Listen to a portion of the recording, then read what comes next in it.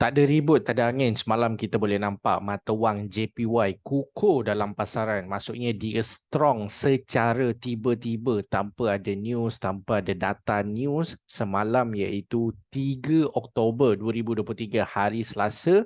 Malam kita boleh nampak JPY strong secara tiba-tiba dalam pasaran. Dan memang akan ada spekulasi dalam pasaran. Kenapa benda ini terjadi? Adakah collapse JPY secara tiba-tiba membuatkan JPY kukuh dalam pasaran? Jadi dalam video ni saya akan terangkan apa yang sebenarnya terjadi kepada mata wang JPY malam tadi. Alright. Dan apa preparation yang kita kena buat daripada kita boleh berlaku kerugian yang besar pada diri kita, sebab kemungkinan ramai trader-trader yang sebenarnya trade pair GJ, USD JPY yang ada JPY sebab value dia besar kan.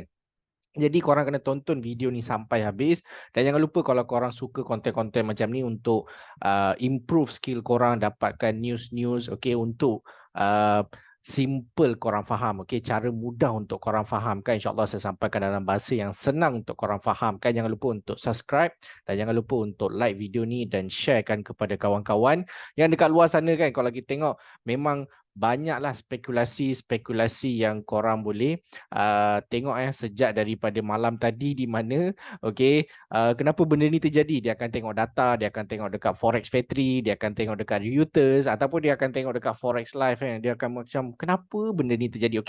So kalau kita tengok dekat sini semalam satu candle yang besar. Ni candle adalah dekat USD JPY, korang boleh tengok dekat M15, time frame M15 USD JPY. Kita boleh nampak satu candle yang besar gajah ni datang pada pukul lebih kurang 11, 11, alright, tepat pada pukul 10 malam, 10 malam kita boleh nampak satu pergerakan yang besar, hampir-hampir dekat USD JPY turun dalam 280 pips, And then kalau kita tengok contoh yang lain dekat GBP JPY, benda yang sama berlaku di mana tepat pada pukul 10 malam, alright, kita boleh nampak harga turun lebih kurang dalam 300 pips. So benda ni sebenarnya kan dia pergerakan yang besar macam 280-300 pips ni, iaitu pergerakan dia, jarak dia tak akan berlaku tanpa sebab. Dia tak akan berlaku secara tiba-tiba, dia tak akan berlaku kecuali kalau ada sesuatu yang berlaku di sebalik takbir. Maksudnya apa? Kalau kita tengok sebenarnya kan dekat market, kalau kita tengok sebenarnya ada spekulasi di mana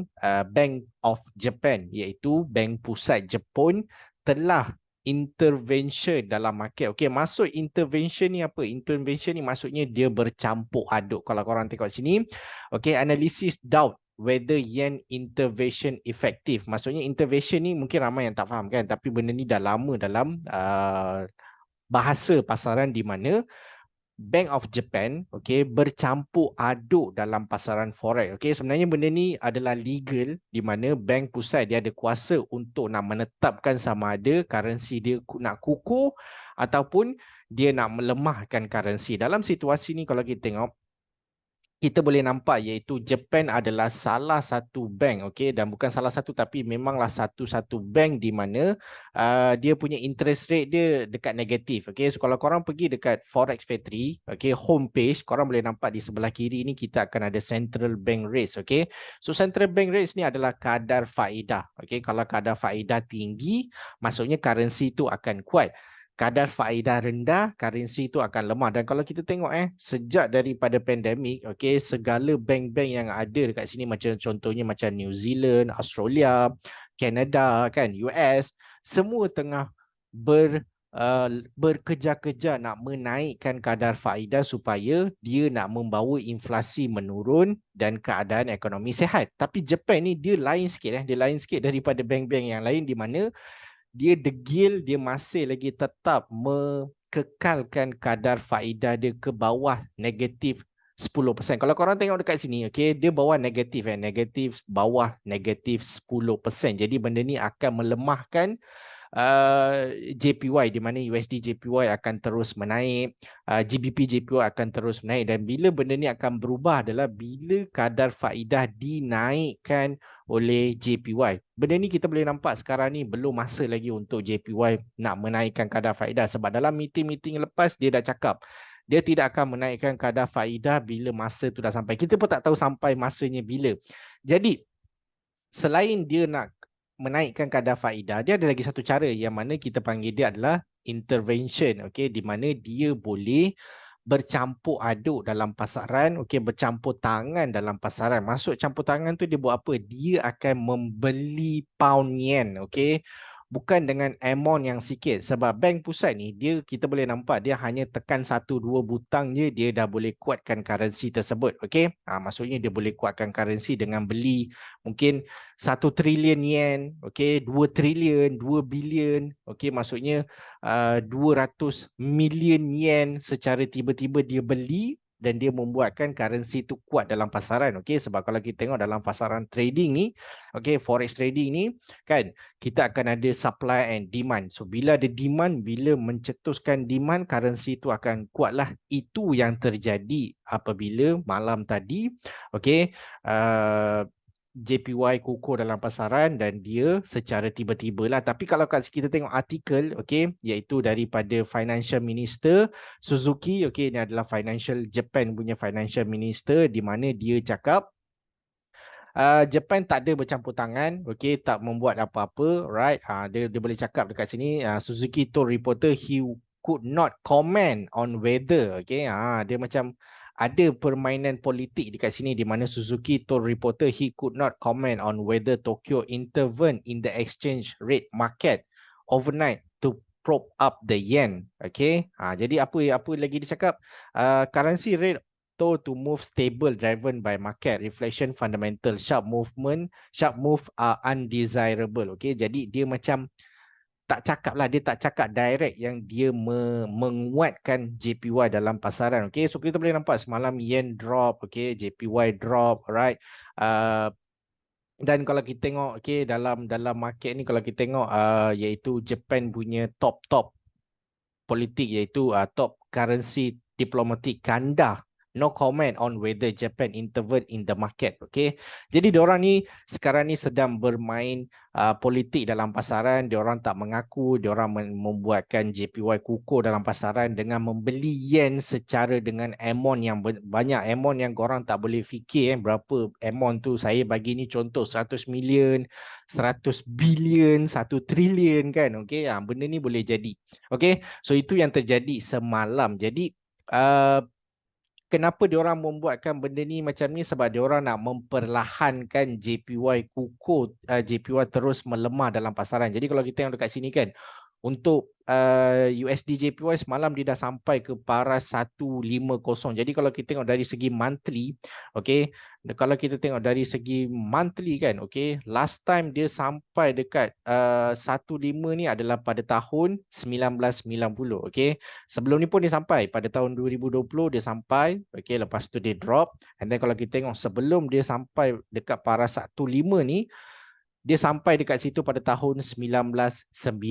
Dah lama sangat. Okey, jadi sekarang ni kita boleh nampaklah secara fundamental, okey, JPY melemah dalam pasaran disebabkan kadar faedah yang rendah dan bawah 0%. Dan benda ni akan membuatkan USD JPY akan terus melemah kecuali berlaku perubahan kadar faedah, di mana Bank of Japan menaikkan kadar faedah, baru kita boleh nampak USD JPY akan mula downtrend lah.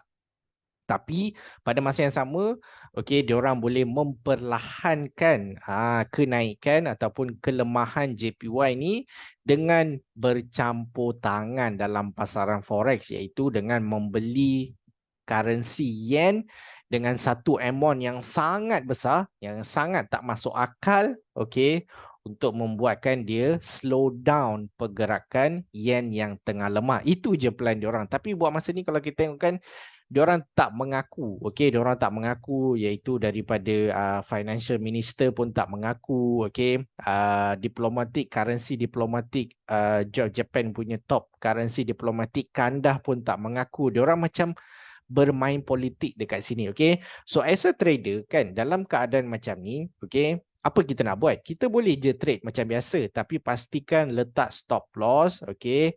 Dan kalau lepas ni berlaku satu pergerakan yang besar, okay, macam contohnya secara tiba-tiba currency tu, okay, jatuh, jatuh secara tiba-tiba, jangan panik, jangan korang terus masuk lagi entry position secara tiba-tiba, okey, jangan buat benda-benda tu semua, just relax, biarkan market tu, ataupun jangan terus tengok chart kalau korang trade pair JPY, okey.